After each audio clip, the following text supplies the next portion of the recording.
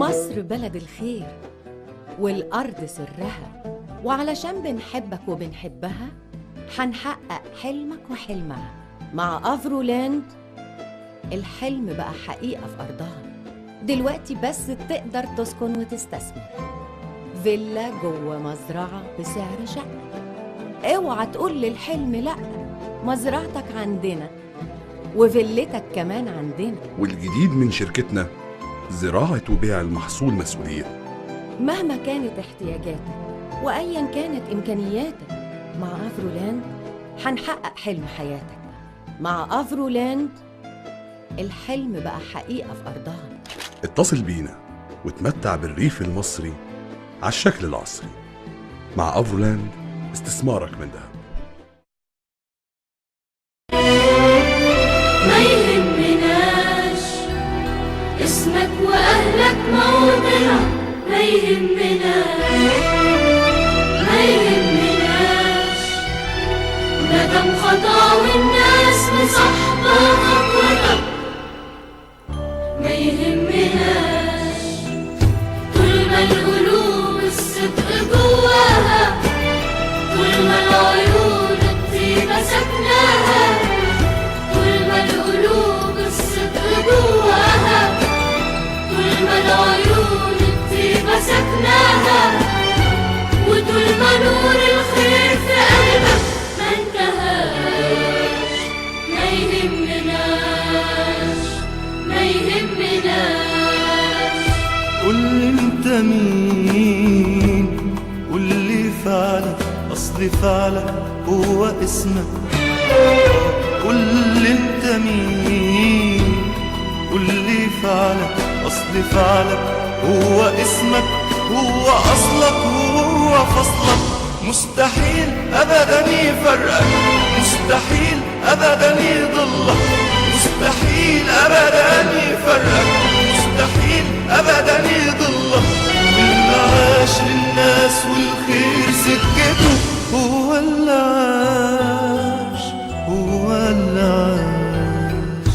طول ما القلوب الصدق جواها، طول ما العيون الطيبة سكناها، طول ما القلوب الصدق جواها، طول ما العيون الطيبة سكناها، وطول ما نور الخير في قلبك ما انتهاش.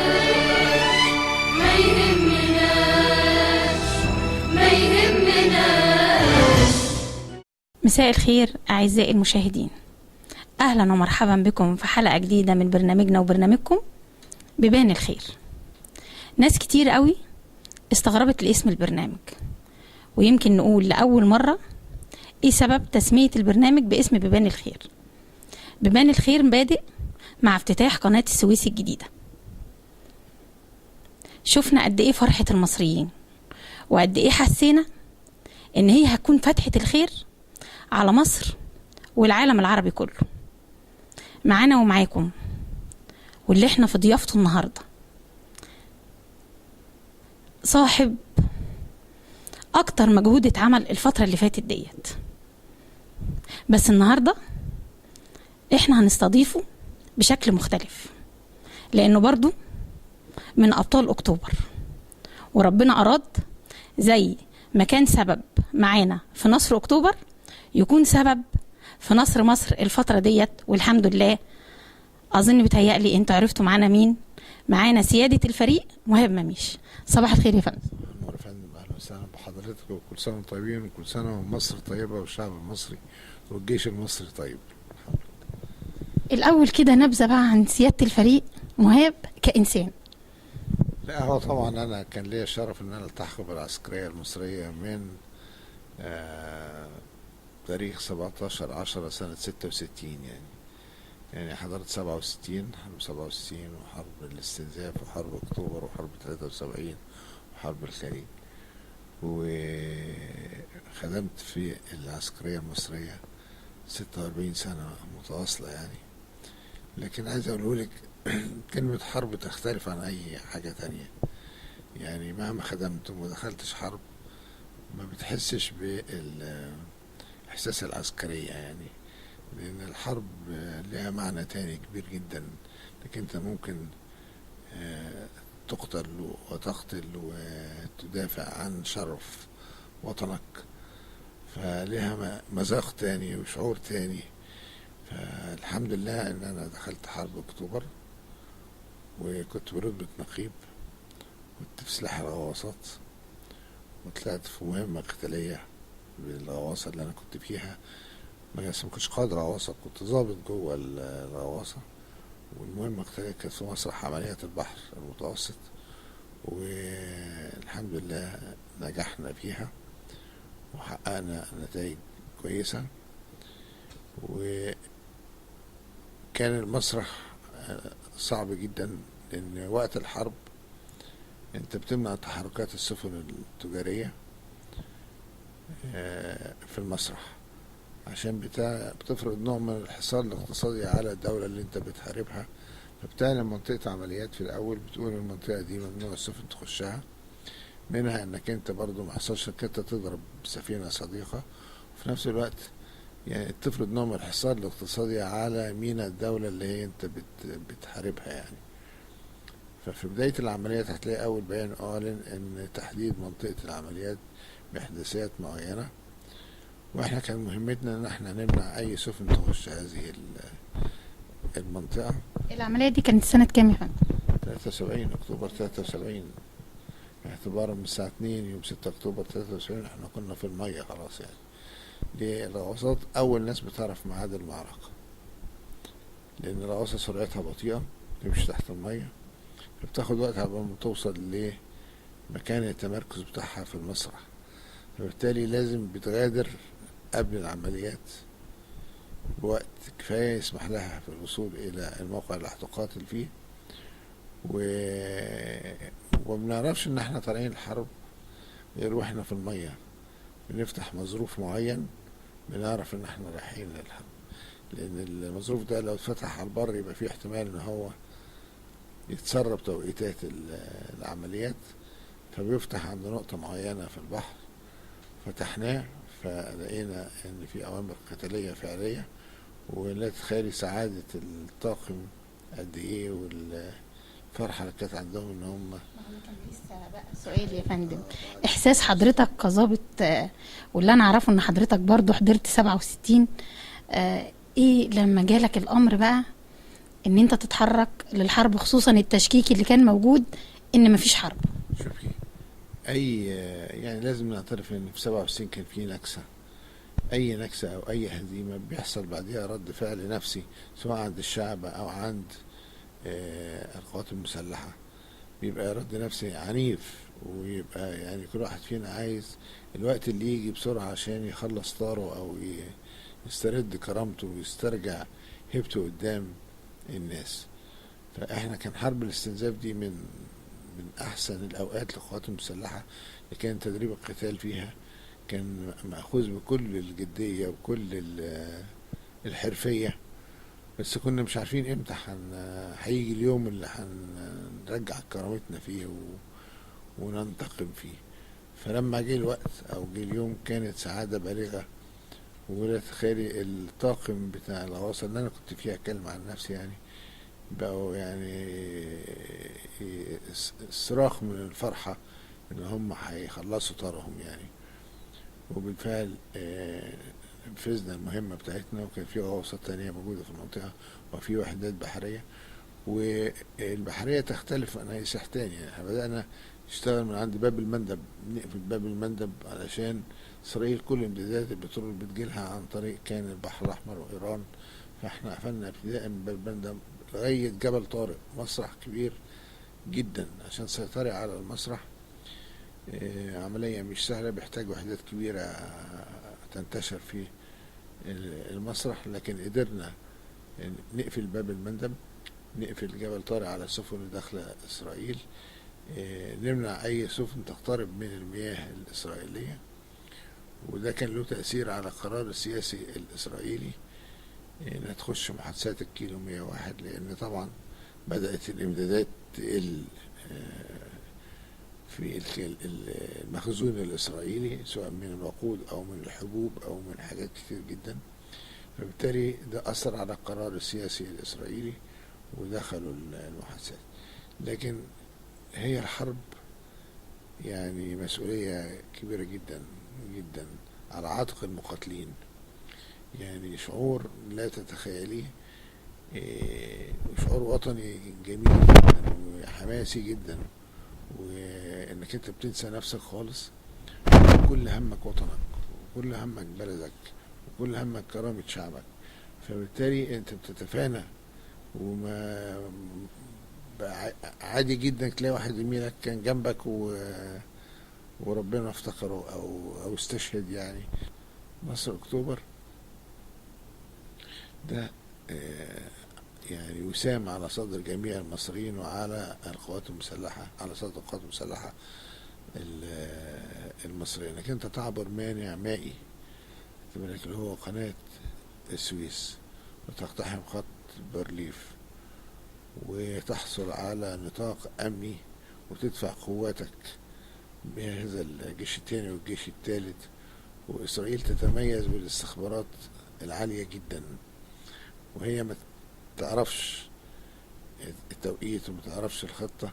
فده كان يعني انا رأيي انه كان اكبر حاجة في نصر اكتوبر اللي هو سرية العمل نفسه والمحافظة على سرية العمل، لان انت عشان تنتصري في اي عمل بري بالذات لازم تحققي المفاجأة والمبادئة والحشد في مبادئ معينة.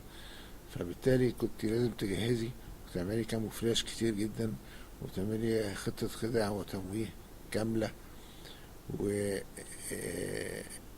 وده اللي حصل. احنا على البحرية عملنا خطة خداع وتمويه وبعتنا سفن كأنها رايحة تتصلح في باكستان، وهي ما كانتش رايحة تتصلح في باكستان ولا حاجة. فالخداع السياسي والاستراتيجي كان على أعلى مستوى في حرب أكتوبر. من أهم الذكريات اللي محفورة في ذاكرة الفريق مهاب، اللي أول ما تيجي سيرة الحرب أو يقعد مع أولاده أو أحفاده يحب يحكيها كمواقف إنسانية بقى، كمواقف لزملاء. إيه أهم الذكريات الإنسانية اللي موجودة في ذاكرة حضرتك لحرب أكتوبر؟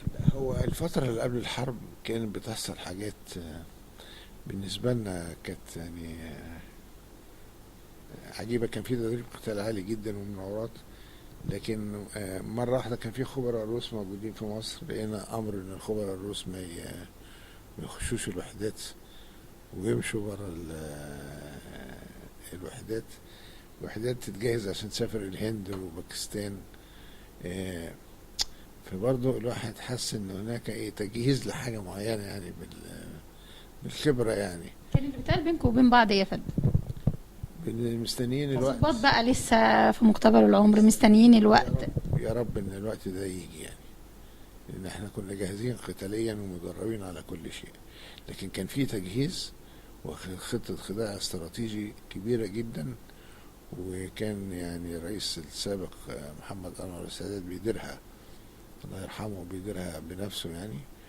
ودي كانت سبب من حتى خطبه السياسية وزياراته السياسية أو الميدانية لبعض الدول وبتاع، كان ضمن خطة الخداع، والحرب خدعة زي ما بيقولوا يعني.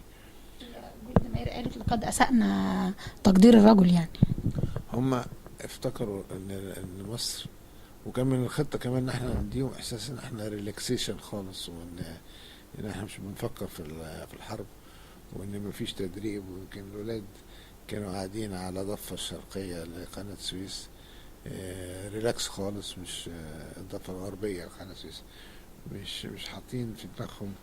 فادت انطباع ان المصريين دول مش هنا خالص ولا في دماغهم حرب، بينما كان كل صغيرة كبيرة بتتجهز للحرب.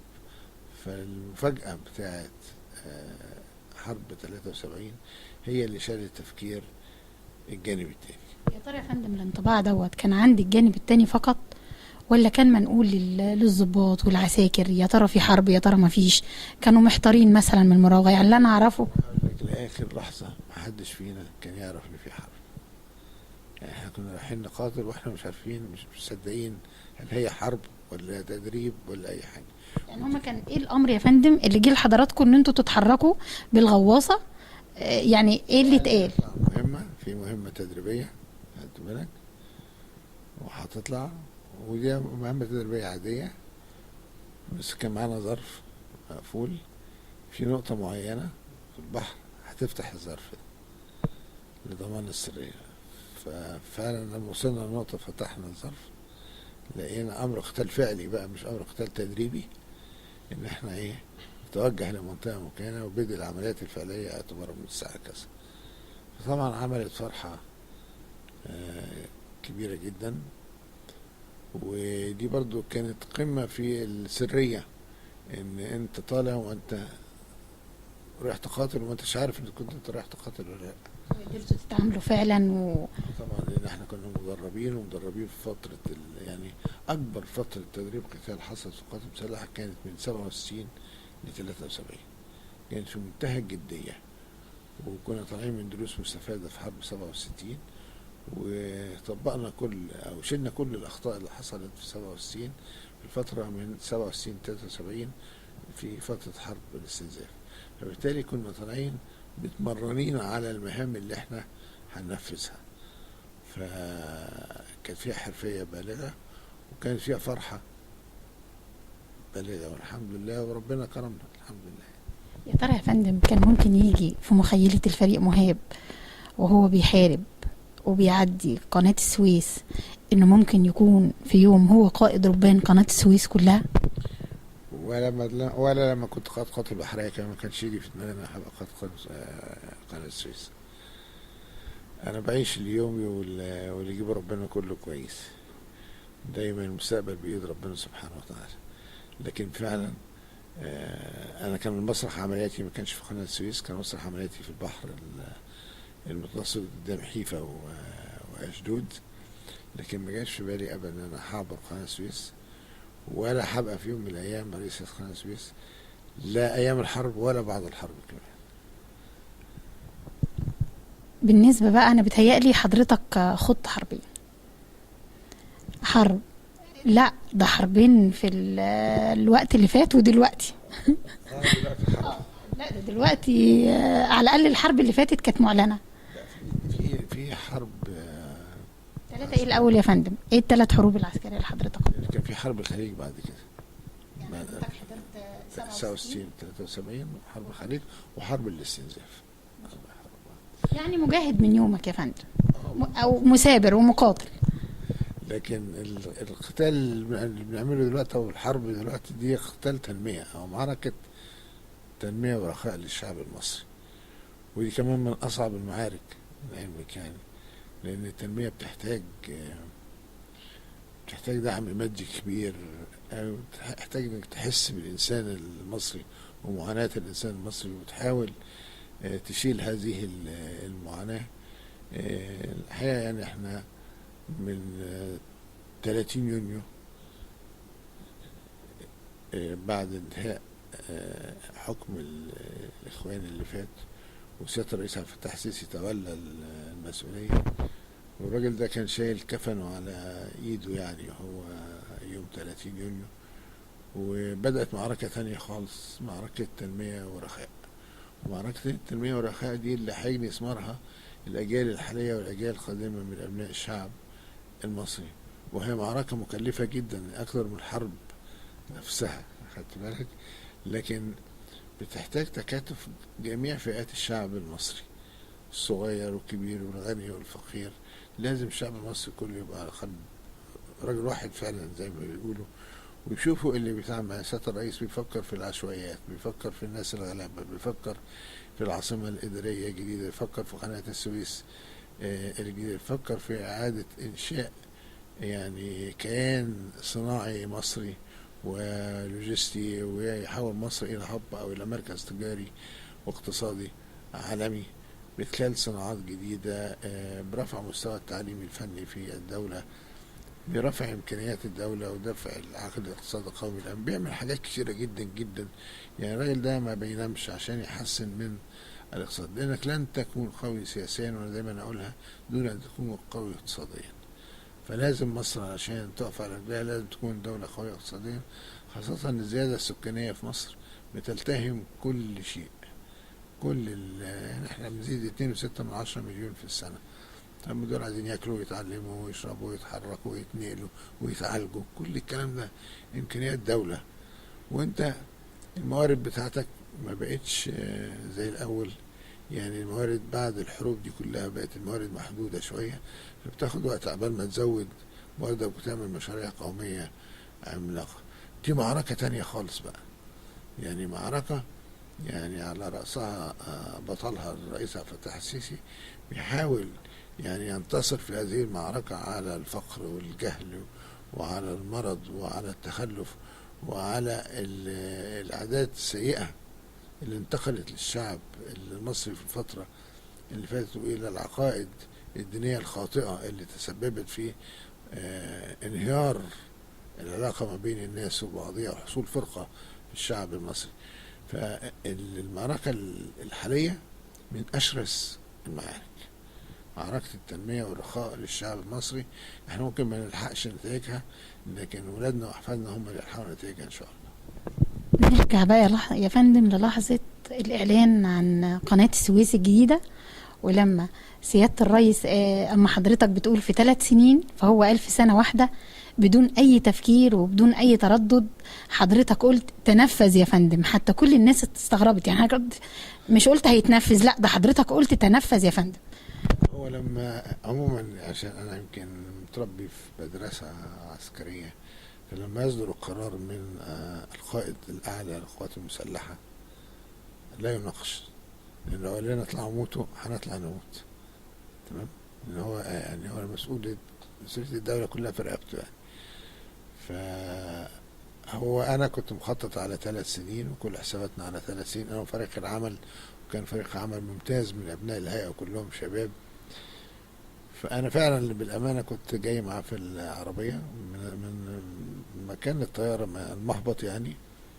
فهو قال لي الفريق مهاب أنا هطلب منك طلب مفاجأة النهاردة. أنا سكت طبعا.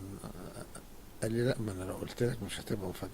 قلت له فعلا يا فندم كانت مفاجأة. قال لي أنا رديت قلت له شوف أي حاجة حضرتك هتطلبها إحنا هننفذها. دي ثقة زايدة بقى يا فندم، ولا ثقة في إمكانيات حضرتك واللي حواليك؟ لا، عايزين ننجح الدولة وعايزين ننجح الرئيس الجديد، فمش معقول هيطلب مننا طلب وهنقعد نقول له نفاصل فيه يعني. من 3 سنين يا فندم. فلما طلعنا وانا وقفت وبشرح له البرزنتيشن، فبقول له مدة التنفيذ 36 شهر 3 سنين. قال لي بصوت كده اللي هي سنة. المشهد ده يا فندم مفيش ولا حد من المصريين نسيه، حتى ولادنا الصغيرين.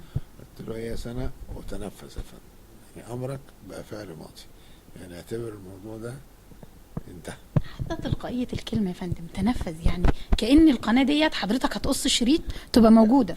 لا بصي، أنا ساعتها طبعا كل تفكيري أن أنفذ أوامر سيادة الرئيس عبد الفتاح السيسي، لكن لما رجعت مكتبي بقى وقعدت على الكرسي قعدت أقول يا رب ازاي تختصر 3 سنين في سنة؟ طب هنعمل إيه؟ لازم نعيد الديزاين من أول وجديد، نعيد خطة العمل من أول وجديد، نعيد الخطة الزمنية من أول وجديد، هنحشد معدات تكريك ومعدات حفر 3 مرات قد المرة اللي موجودة، لازم يتعمل ميزانية جديدة، يعني حاجات كتير هتتغير تقريبا كل حاجة. فللأمانة يوميها يعني وأنا قاعد في المكتب الساعة 5 كانت الناس بقى كلها مشيت، وأنا قاعد بقى كلها مهمتها انتهت ومهمة حضرتك والفريق اللي معاك بقت صعبة جدا.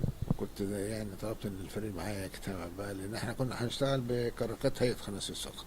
لا دلوقتي هنحتاج طاقة تكريك اكبر بكتير من طاقة قناة السويس. فقالوا لي في 2 عمال عايزين يخشوا لي المكتب، يعني كان في سكرتارية بره، فافتكرتهم عايزين حاجة شخصية يعني، فهم من الكراكات يعني من إدارة الكراكات، فقلت لهم اتفضلوا. طب ثواني يا فندم عشان ما نعديش النقطة الإنسانية ديت، يعني حضرتك كنت راجع من لقاء مع سيادة الرئيس وعندك مهمة المفروض كانت تنفذ في 36 شهر، الطلب أو حضرتك خلاص قلت إنها اتنفذت في 12 شهر، وجاي لك 2 عمال من الكراكات، وفي وسط الفكر بتاع حضرتك ده كله لما قالوا لك بره ان في 2 عمال وحضرتك كنت فاكر ان ليهم طلب شخصي قلت لهم يتفضلوا؟ طبعا اي عامل فيدخل نفسه مسؤوليتي انا. حتى في عز مشغولياتك دي؟ دي ملهاش علاقه، لان اي واحد فيهم ده في رقبتي، فكنت لازم اسمعهم وبتاع.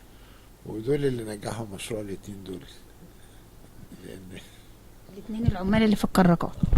لما دخلوا انا كل في التفكير هطلب طلب شخصي، فقالوا لي يا فندم احنا اجازه النهارده وسمعنا سياده الرئيس وهو بيقول لك فاحنا قطعنا الاجازه وجايين بنقول لك احنا جاهزين من دلوقتي. طبعا دي تقول لك يعني الناس اللي معاك شكلها ايه، او القماشه اللي معاك شكلها ايه. فرفع الروح المعنويه ان الناس اللي معايا اكسبتوا موافقين على الفكره، ان هم يعني هننجح طالما معاك ناس زي كده هتنجح. معلش الشيء بالشيء يذكر يا فندم.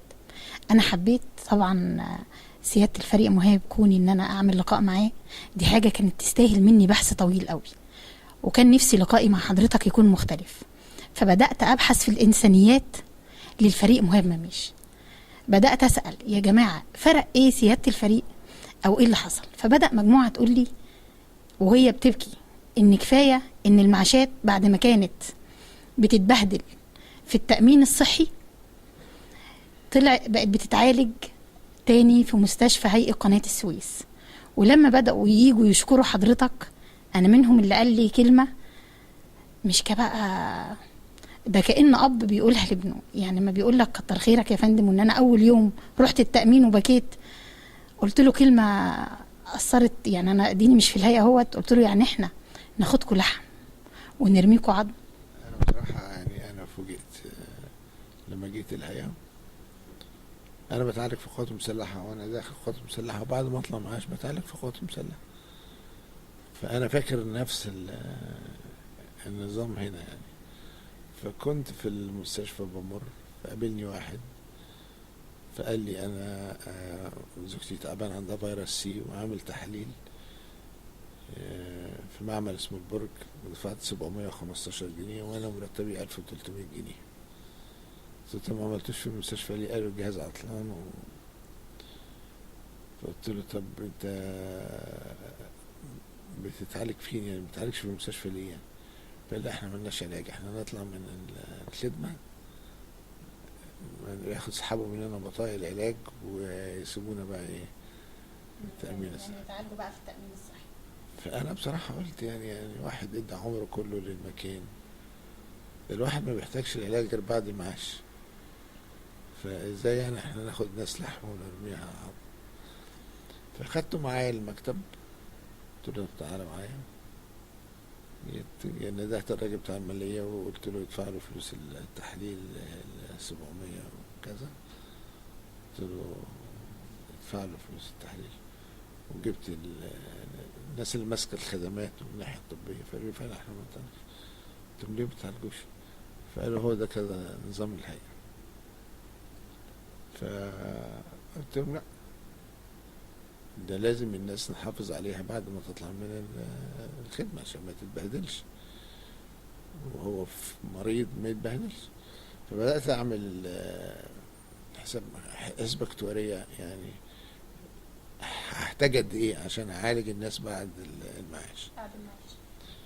فبدأوا يحسبوا من اول ما يخش الموظف يتخصم منه كام لغاية لما يطلع معاش عشان يتعالج بعد المعاش. فسبت الخبير الاكتواري يحسب الحسبة، وبعدين قلت لهم طب والناس اللي طلعوا هتقسموا منهم ازاي؟ قال لك لا اللي طلع ده خلاص طلع. يعني احنا بقى يعني القانون ده هيتطبق على الجديد. قلت لهم لا ولا طلع زي اللي موجود، وده موظف احسبوا لي اللي طلعوا. دي عمليه صعبه جدا، قلت لهم احسبوها لي. فجابوا كشوفات بكل الناس اللي هي على المعاش خلاص، وبداوا يحسبوا يقدروا يقسموا من كل واحد على حسب درجته قد ايه. فطلع في الاخر مبلغ معين مطلوب انه يتخصم من الناس علشان ياخدوا علاج بعد المعاش. فقلت لهم المبلغ ده كذا، كان خبير الاكتواري. طيب انا هجيب لك اكتر من المبلغ ده، بس ما تقسمش ولا مليم من اي حد. فهو استغرب، قلت له نفس قلت له لا، اكيد مبلغ زي دوت بالملايين. بس يعني ده هو المرتب. للاسف احنا عندنا مرتبات بتنزل على طول بعد ما تطلع معاش، بتنزل نازله جامده يعني. فرحت لوزير الماليه، وكنت واخد جزء من دخل كبير من دخل قناه السويس، وقلت له معالي الوزير ده جزء من دخل، بس الناس اللي جايبه لك الفلوس دي ما بتتعالجش بعد المعاش، بتقف طوابير في التامين الصحي. هل الناس اللي جايبالك الفلوس دي اللي بذلت مجهود وجابت لك الفلوس دي اقل حاجه ان احنا نصونهم، ان احنا فقال لي انت عايز ايه؟ قلت له عايز المبلغ ده يبقى في ميزانيه الهيئه تحت بند علاج العاملين بعد المعاش، ويبقى مستديم. فالحقيقه راجل كنت مجهز الجواب يعني، وافق عليه. قال لي بس لما يبقى العرض رائع كده يا فندم والحديث من القلب لازم ما يترفضش طلب، ولازم يعتمد من رئيس الوزراء. نزلت من عنده، رحت للسيد رئيس الوزراء في ذلك الوقت، قلت له نفس الكلام، فاعتمد. وبقى الناس بتتعالج بدون ان يستقطع منها اي شيء. وفي نفس الوقت بقى لما لقيت الفلوس كفت وفي زياده، رحت مدخل زوجاتهم كمان معاهم. هو بتعرف زوجته لا هتبقى، وربنا كرم يعني، هي كانت كويسه وربنا كرم يعني، والحمد لله كل العاملين بيتعالجوا احسن علاج، سواء داخل هيئه او بعد ما يطلع معاش. وعملت كمان عقد مع جميع المستشفيات العسكريه، لان ممكن واحد يبقى في القاهره او في اسكندريه ويحصل له اي موقف، يخش اي مستشفى عسكريه على طول بكارنيه قناه السويس، بيتعالج، بيجيلنا الفاتوره، وعملنا اشتراك مع اداره الخدمات الطبيه. يعني حضرتك فكرت بتفكير رب الاسره، التفكير العادي بتاعنا ده اللي هو ما يهموش مين الصغير بس اللي هيدي، لا يهمه كمان اللي كبر واللي مشي واللي لسه ما عادش ما بين صغير وكبير، او بين عامل وبين موظف، او بين مدير وبين عامل. ابدا، المرض مرض، ولازم نعالج المريض او نعامله لانه مريض، ماليش دعوه مين ده بقى، ماليش دعوه. وبرضه يا فندم من ضمن الفتره اللي انا قعدت اعمل فيها واشوف فيها ايه الانسانيات اللي عملها الفريق مهاب، مشكله العمال او الموظفين اللي كانوا في الاستثمار اللي تابع لهيئه قناه السويس. فدي انا يا ريت اسمعها من حضرتك او الساده المشاهدين كلهم يسمعوا. انا اول ما جيت يعني ما كانش في هيئه قناه السويس بس، كانت في الدوله المصريه كلها فيها مشاكل عماليه كثيره جدا بالنسبه لتثبيت العماله، واللي باليوميه واللي بالاستثمار والبتاع، والدوله ليها ميزانيه معينه خدت بالك، وطلبات العمل كثيره جدا. فبالتالي كانت في وقفات عماليه كثيره، مش هنا بس، في المحله وفي كل المجالات وفي كل الحتت وبتاع.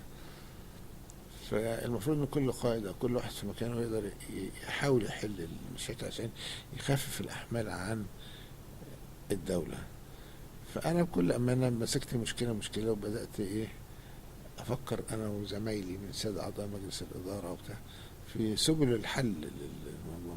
طيب انا عندي مثلا عماله زي باليوميه او بالاستثمار، لما تلاقي واحد بيشتغل باليوميه بقاله 20 سنه 20 سنه فعملت جرد بيهم.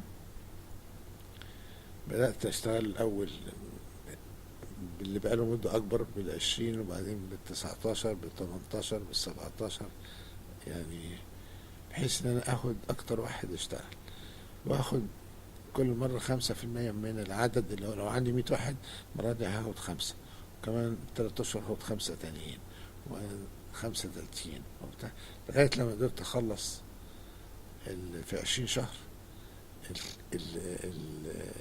100%. في 20 شهر حضرتك حليت مشكلة عمال كانوا باليومية لمدة 20 سنة. 5% كل شهرين، وتثبتوا وفتحوا بيوتهم واشتغلوا وخدوا ميزات كبيرة جدا. ما كانش هقدر احمل ميزانية الهيئة كلها مرة واحدة هذا العدد، لكن خدته جرادولي كده، خدته بالتدريج، وكانوا خلاص اطمنوا بقى لما لقوا زمايلهم اتعينوا، هديوا، عرف ان هو هيجي عليه الدور وهيتعين، بس كان قبل ما يتعين بيمتحن برضه قبل ما يتعين، ويتم التحري الامني عنه، يعني بتاخد جميع الاجراءات. كانه لسه معين من جديد، بس عشان اضمن ان الموظف اللي داخل ده يعني يحق له انه يبقى موظف في هيئه قناه السويس. هو ليه يا فندم انا جبت الموضوع دي رساله انا بوجهها لكل رب عمل، لكل قائد في مجاله.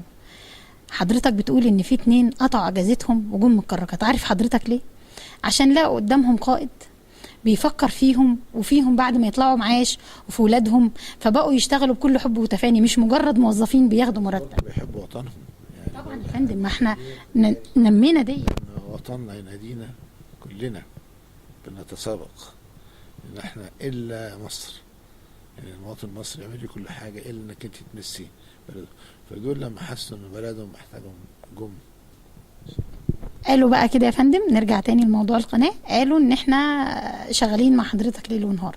ايه الفكره بقى اللي طرقت في دماغ حضرتك بعد ما مشوا العاملين دول؟ لا شوفي، التطوير لا ينقطع، ولو انت وقفت مكانك هتبقى انت محلك سر، وهتلاقي الناس كلها بتجري حواليك. يعني احنا في بلاد حوالينا شوفي كانت فين وبقت فين، خدت بالك؟ واحنا كنا فين وبقينا فين. المفروض ان احنا نتقدم دايما. احنا نختلف عن البلاد اللي حوالينا، احنا عندنا زيادة سكانية، احنا عندنا على 96 مليون نسمة، خدت بالك؟ ساكنين ياكلوا ويتعلموا ويشربوا ويركبوا مواصلات وبتاع. احنا مشكلة كبيرة جدا، وموارد الدولة في الفترة السابقة لم تحسن، فضلت موارد الدولة تقريبا ثابتة مكانها، والاحتياجات بتزيد. وبالتالي انت لو سبت قناة السويس كده زي ما انت، هتلاقي تظهر قنوات بديلة في المنطقة واحسن كومبيتيشن، منافسة بينك وبينها. ليه؟ لانك انت ما عندكش نظرة مستقبلية. لو انت عندك نظرة مستقبلية، قناة السويس كمان 10 سنين مش هتلاقي بتشتغل من دلوقتي على 10 سنين قدام. حجم السفن، بناء السفن بيكبر، حجم التجارة بيزيد، السفن بتحتاج أعماق أكتر، توسعة في القناة، ازدواجية في القناة. وبعدين اللي بتعمله بقرش النهاردة هتعمله ب10 بكرة، خدت بالك؟ فبالتالي امتلاك النظرة المستقبلية لازم الواحد ما يبصش تحت رجليه، يبص لقدام. ليه؟ لأن الزمن بيتغير والإمكانيات بتتغير. فهل أنت هتكون مستعد للتعامل مع المستقبل ولا أنت هتفضل في الماضي؟ لازم تكون مستعد للتعامل مع المستقبل. خلصنا قناة السويس الجديدة، فكرنا في حاجات كتير، تطوير شركات بتاعتنا، تغيير نظام رسوم العبور. لازم تفضل طول ما أنت قاعد تفكر، بس تفكر وعينك على الآخرين وعينك على المستقبل. تمام؟ النهارده لما شلنا 11 ساعة في قناة السويس الجديدة، بقينا أسرع قناة في العالم وأقدر قناة قادرة على استقبال السفن العملاقة. وأنا بقول لك أنا عملتها لما كان الدولار ب7 جنيه. لو كنت استنيت كنت هتكلف أكتر. فبالتالي امتلاك النظرة المستقبلية وتصور النظرة المستقبلية لتطوير قناة السويس، واحنا بندي فرصة للشباب عندنا عشان يفكر. ويمكن في مشروع التنمية كنا احنا بدأناه، كان شباب هيئة قناة السويس هو اللي بيقود قاطرة الماستر بلان أو التصميم بتاع مشروع التنمية. الشباب لازم ياخد فرصته، بس ما ينفعش ان احنا نستنى عشان نبقى رد فعل لفعل، نستنى المشكلة تقع وبعدين نقول احنا هنعمل ايه. لا، لازم من الأول نبقى عارفين احنا هنعمل ايه، ودي النظرة المستقبلية. تعرف يا فندم ان قناة السويس الجديدة ادت نظرة تانية للعالم كله مختلفة تماما، ونظرة تحدي، وان المصري ما ينفعش يقف قصاده حاجة. لان ناس كتير قوي وبره مصر كمان كانوا المصريين بيقولوا للمصريين بره، يعني انتوا كده يعني سوري بتضحكوا على الناس. بقى الجبل ده هيتحول ويبقى قناة تانية في سنة. فلما الرسالة اتحققت، الرسالة اللي اديتها قناة السويس الجديدة المعنوية بتهيألي ما تقلش أبدا عن الرسالة المادية اللي هتحصل لمصر إن شاء الله. ده توفيق ربنا سبحانه وتعالى يعني، أولا وأخيرا يعني. وإحنا خلصناها في 11 شهر أو 25 يوم، يعني قبل السنة كمان. لكن هي دي مصر، هم دول المصريين، وهم دول شباب مصر. لما مصر بتطلبهم أو بتستدعي روح الوطنية فيهم بيتفانوا في أداء واجبهم. مصر قادرة جدا، وكانت الرسالة الأكثر إن إحنا مصريين قادرين على العودة بعد السنين الصعبة اللي مرينا بيها، قادرين على العودة، قادرين على تنفيذ مشاريع قومية عملاقة. السيد الرئيس عبد الفتاح السيسي لما دعا الشعب المصري لتمويل مشروع عمل لحمة ما بين الشعب المصري بعد فرقة كبيرة جدا. أول مرة نشوف مصريين يصطفوا في طوابير عشان يدفعوا فلوس. يعني المشروع ده له معاني اجتماعية ومعاني سياسية ومعاني نظرة العالم كلها لنا اتغيرت. يعني الناس اللي كانت بتضرب بعض في الشوارع والحرايق والكلام ده كله بتبني بلدها تاني وفي أسرع وقت ممكن، وعمل ليل مع نهار وبرد وحر وتحدي لا تتغير. تحدي شكله قد ايه؟ نفس روح حرب اكتوبر يا فندم، ونفس الروح لما دعا الرئيس جمال عبد الناصر لبناء تعرف ان ناس كتير يا فندم ربطت بين قناة السويس الجديدة وبناء السد العالي في الظروف النضال. وانا يمكن في كلامي مع سيادة الرئيس قلت له اديتني يعني مهمة قتالية. فينفذها يموت، بس انا هنفذها. تقول حضرتك، وفعلا اللي ساعدني في تنفيذها الشباب والشعب المصري. ولما الشعب المصري مول المشروع ده خلى اليد العليا خير من اليد السفلى. احنا ما خدناش مليم من حد، احنا فلوس المشروع كانت معانا ولسه معانا، ودي فلوس المصريين. ما اديناش ايدينا وقلنا عايزين اي حاجه. الحاجه الثانيه ان الشباب المصري اللي احنا كنا بنشكك فيه كان مستني فرصه انه يثبت نفسه ويثبت حبه لمصر. ما حد فيهم قال انا انزل اجازه ولا اروح بيتي ولا اي حاجه. روح قتاليه يا فندم وروح حرب. وفي سباق مع الزمن. جبال 40 45 متر بتشيليها وبتنزلي الصفر وتنزلي تحت 24 متر كمان وعرض 400 متر. شلنا قد الهرم 500 مره رمال. تاني يا فندم المعلومه دي بعد اذنك. قد الهرم 500 مره رمال في ظرف سنه حركتيها. فكان عجله العمل لم تتوقف لحظه واحده. وكنت تشوفي الولاد في رمضان بيفطروا ويفطر ويكمل شغل، يتسحر ويكمل شغل، وما حد فيهم اشتكى. بالعكس، يمكن قبل ما نخلص مجموعة من العمال يعني كانوا بيقولوا لي يا فندم ما تمشوناش من هنا، احنا عايزين نقعد هنا، شوفوا لنا حاجة تانية ايه نشتغلها. فالمصريين دول عظماء جدا. لما تستدعي روح الانتماء والولاء للوطن تلاقيها حاضرة على طول، ويموتوا نفسهم عشان بلدهم. طب ليه يا فندم الفريق مهب نفسه هو اللي صمم يخوض أول تجربة إنه يعدي بالسفينة في القناة السويس الجديدة؟ يعني التجربة ليها قصة. كان في حوالي 14 كراكة لسه شغالين في المية. الشركة عايزة تسلمني، كانت يوم 2/8 والست الرئيس يجي 6/8. فأنا قلت لهم لا، أنا لازم أستلم قبليها بأسبوع. أنا مش هدخل رئيس القناة قبل ما أنا أخش القناة واطمئن إن هي إيه سليمة ومفيش حتة عالية ولا حتة نازلة. فالأمانة قالوا لي لا، إحنا ده ميعادنا وده العقد بيقول كده، إلا إذا أنت مضيت على مسؤوليتك إنك أنت تخش القناة وتعبر عشان فيها مخاطرة يا فندم. قلت لهم أنا همضي على مسؤوليتي، وأنا راجل ملاح وأنا فاهم هخش إزاي وهعبر إزاي. وجبت الخرائط وجبت زمايلي وعملنا مسح للقاع واطمئنيت يعني. واتفقنا على 25/8 توقيت العبور. حتى كلمت سيادة الرئيس يعني، قلت له انا هعمل تجربة عبور يعني. فقال لي، قلت له يا فندم ما تقدرش حضرتك تخش اول واحد، لازم احنا نخش الاول نجرب وبعدين حضرتك تخش.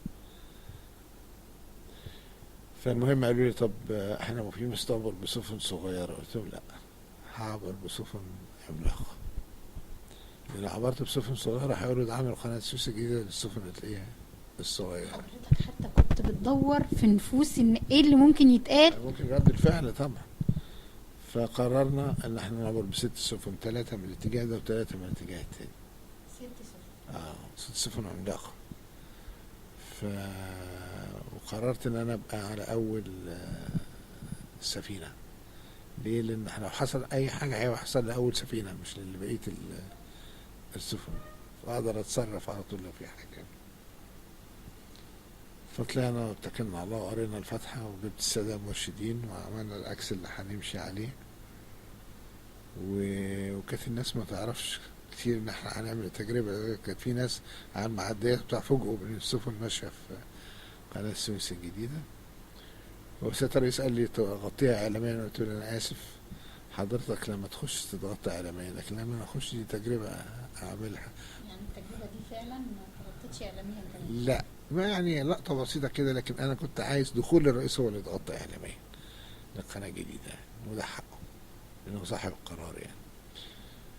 فدخلنا وفوجئت أنا بقيس الأعماق طول ما أنا ماشي، فالمفروض الأعماق 24 متر، فلقيت أعماق بتديني 27 متر و27.5 متر. فحصل لي نوع من الطمأنينة. وقعدنا ماشيين وكركات يمين وشمال وماشيين في النص بينهم لغاية لما خلصنا وصلنا لمنطقة البلاح. طلعت بأول سفينة واستنيت السفينتين التانيين يعدوا بأمان، وكلم سيادة الرئيس قلت له مبروك التجربة نجحت، وطالما التجربة نجحت يبقى المشروع كله نجح الحمد لله.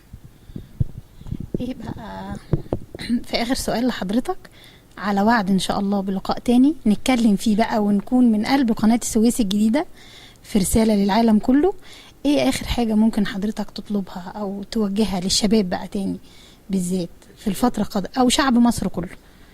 الشباب ده وقود الحياة بالنسبة لمصر.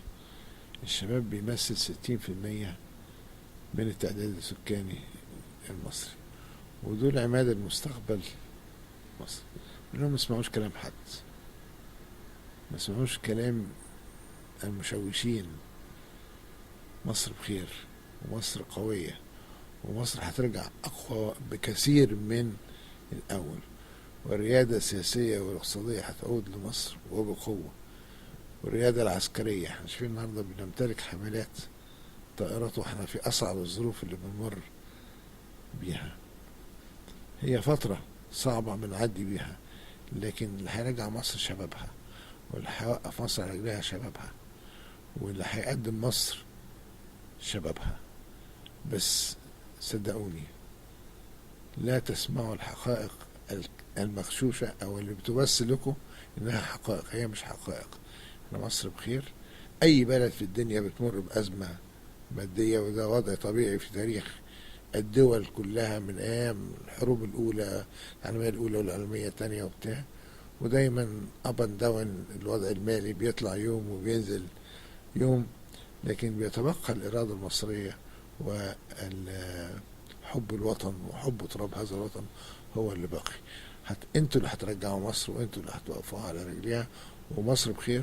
ونحمد ربنا سبحانه وتعالى ان احنا مرينا بالتجربة دي كلها عشان على قمة الدولة رجل زي الرئيس عبد الفتاح السيسي، راجل قوي، راجل وطني بيعشق تراب هذا الوطن. المشوار بدأ وهو مشوار مش سهل، مشوار صعب، لكن وقود هذا المشوار شباب مصر ان شاء الله. ان شاء الله يا فندم، وعلى وعد يا فندم بلقاء تاني من قلب قناة السويس الجديدة ان شاء الله ان شاء الله. تحيا مصر يا فندم. تحيا مصر، تحيا مصر، تحيا مصر. ولقاء من القلب مع رجل من ذهب، زي ما عدانا هو واللي معاه في حرب 73، ربنا أراد برضو إن يكون معانا في السلم ويكون صاحب تنفيذ مشروع قناة السويس الجديدة. انتظرونا فاصل وراجعين. مدة زمنية متوقعة لتنفيذ المشروع 36 شهر 3 سنوات. هي سنة وتنفذ إن شاء الله. حيوا العالم وخلوا راسكوا فوق معاه، وهو فوق شط القناة عظيم وعالي في السما، شافكم بتحفة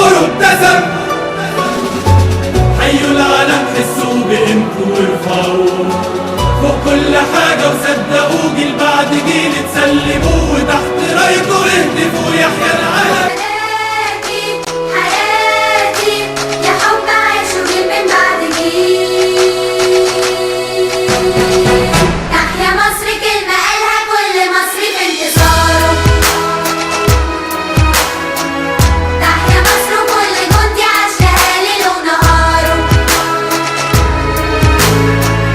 هتلاقيني تحت أمرك، عمري مش هيسوى حاجة جنب عمرك. انتي أغلى حاجة عندي، حب واصل منتهاه.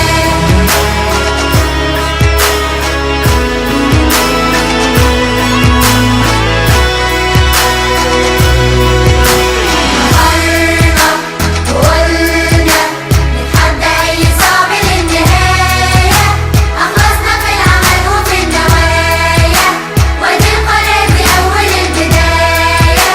ولادك شبابك هيشيلوا عنك الحمل التقيل. تحيا مصر كلمة قالها كل مصري في انتصاره. تحيا مصر وكل جندي عاشها ليل ونهاره. هتلاقيني تحت أمرك، عمري مش هيسوى حاجة جنب عمرك. انتي أغلى حاجة عندي، حب واصل منتهاه. تعالوا وشوفوا هدية مصر للعالم بحاله. لو رايح ولا جاي سهلناها له، الوقت والمسافة حسبناها له.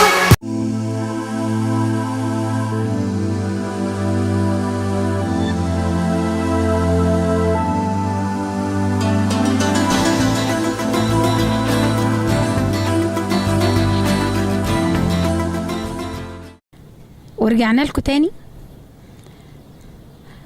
واحنا بنستشعر روح اكتوبر، ومعانا ومعاكم الاستاذ عادل زيدان رئيس الاتحاد الوطني لتنمية الصحراء الغربية. اهلا وسهلا بحضرتك يا فندم. اهلا بسعادتك يا فندم، كل سنه وانت حضرتك طيبه وشعب مصر كله طيب ويا رب بخير دايما يا رب.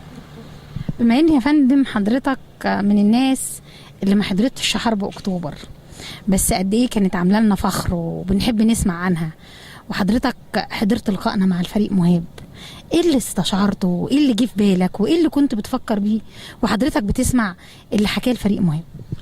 والله انا اللي استشعرته ان هو رجل عظيم لمؤسسه عظيمه زي مؤسسه القوات المسلحه.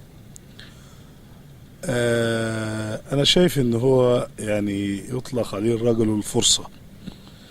الرجل الفرصه دي حقيقه، يعني انسان فوق العاده. هي دي القاده اللي تستحق فعلا انها يعني تقود البلد في المرحله اللي احنا فيها دي الصعبه دي. والحقيقه القوات المسلحه دايما بتقود البلد في المراحل الصعبه. انا شايف ان المرحله اللي احنا فيها دي هي يعني يعني بنعيش نفس الظروف اللي كانت بتعيشها مصر قبل حرب اكتوبر، من تشكيك في القوات المسلحه المصريه في قدرتها على يعني اجتياز وعبور خط بارليف المنيع، وانها تنتصر وانها تعدي بمصر البر امان. فهي نفس الظروف اللي احنا بنعيشها دلوقتي، من تشكيك في قدرات مصر في انها تعدي من المرحله الصعبه اللي احنا بنعيشها دلوقتي. بس لازم كلنا نتحمل زي ما الناس تحملت قبل اكتوبر. كنا برضو في ظروف صعبة، كانت الامهات قلقانة على اولادها في الجيش، كان كل الشعب المصري قدم تضحيات بدعوات. ناس كانت بتدعي وناس كانت بتشتغل وناس كانت بتضحي بولادها وعارفة ان اولادها رايحة تموت. فاحنا تقريبا بنمر بنفس المرحلة. احنا لازم نمسك على نفسنا شوية، لازم ما ناخدش الكلام اللي بيتقال على سبيل الجد من تشكيك في بلدنا. بالعكس احنا لازم نتحمل عشان نعدي بالبلد دي، و ما حدش يقدر يعدي بالبلد في المرحله اللي احنا فيها دي غير القوات المسلحه. أستاذ عادل زيدان الشاب، يا ترى ايه فكرة الاتحاد الوطني لتنمية الصحراء الغربية، او ايه اللي وردها في واتجمعتوا عليها؟ والله الاتحاد الوطني لتنمية الصحراء الغربية ده أحد الاتحادات الناشئة بعد مشروع الرئيس اللي هو مشروع 1.5 مليون فدان. يعني احنا مجموعة شركات بنستثمر في منطقة المغرة، منطقة صعبة جدا جدا جدا جدا جدا. يعني احنا بنمشي 70 كيلو مدق في الصحراء. مدق اللي هي الأرض غير الممهدة؟ أرض غير ممهدة، يعني مثلا 70 كيلو دول بنقعد فيهم مثلا ما يقرب من 2 ولا 2.5 ساعة لحد ما نوصل لأراضينا يعني. وقابلتنا صعوبات كتيرة هناك، والصعوبات اللي قابلتنا هي اللي خلتنا نتحد وإن احنا نعمل الاتحاد دوت عشان يقوم على مصلحة المنطقة من تمهيد الطريق ورفع كفاءته كل فترة مع بعض. بنشترك في كل حاجة تقريبا يعني. اتحاد يعني رسالته ان هو يعني عايزين نعمر ارض بلدنا ونقول الرئيس لوحده يعمل ايه، لازم كلنا نقف معاه. الرئيس لوحده يعمل؟ صحيح، يعني الرئيس لوحده هيعمل ايه؟ الراجل شغال، وعايزين نقول ان الحمد لله على فضل ربنا ساتر البلد دي، فالبلد دي ماشيه بستر ربنا. ثم كلنا لازم في المرحله دي بالبلدي كده نتنفس من ضلع الرئيس. يعني معلش يا استاذ عادل، انا تعبيراتك عجباني قوي. ربنا يخليك. لا الحقيقه ان احنا في الفتره دي تحديدا لازم كلنا نتنفس من ضلع الرئيس لسبب. كل مشروع يعمله لازم يكون في مبادرات من المجتمع المدني تساعد في إنجاز المشروع ده. لازم مبادرات بقى على كافة الأصعدة، من فنانين لإعلاميين لفلاحين لعمال لموظفين لمهندسين. لازم يعني كلنا نساهم في تحقيق أي مشروع يبادر به الرئيس، لأن هو النجاح مش للرئيس. نجاح أي مشروع حاليا بيقترحه أو بيبادر به الرئيس أو بيشتغل عليه هو نجاح لمصر. إيه الرسالة بقى اللي بيوجهها الشاب عادل زيدان للشباب اللي زيه؟ والله عايز أقول إن إحنا يعني لازم نشتغل، لازم ننتج، لازم نزرع، لازم نصبر. احنا بنمر بظروف صعبة، يعني بلاش فيها يعني لازم كل واحد يشتغل عشان ان ما كانش على الاقل يكسب جنيه على الاقل يوفر جنيه. واحنا شفنا اللي قبلنا عملوا ايه ولسه بيعملوا ايه وبيقدموا ايه. يا فندم انت النهارده قاعده تتكلمي مع راجل زي الفريق مهاب، يعني خاض 3 حروب. اول حرب خاضها كانت حرب الاستنزاف، ثم حرب 67 اللي 67 ثم الاستنزاف، يعني في مقتبل حياته مر بظروف صعبة في ريعان شبابه. وده عهد كل القادة اللي موجودين حاليا. فأقصى مراحل اللي بيمر بها الإنسان هي مرحلة الشباب، لازم يبقى فيها جلد وتحمل أصعب يعني فلازم كلنا نصبر ونشتغل. حضرتك اختصرت الرسالة، لازم كلنا نصبر ونشتغل. صحيح، لازم نصبر ونشتغل. يعني أنا حد من الناس يعني رزقت على ضعف بفضل الله سبحانه وتعالى. أنا شاب من أسرة بسيطة في الريف، ابن قرياجي يعني. اشتغلت في اللطع زمان.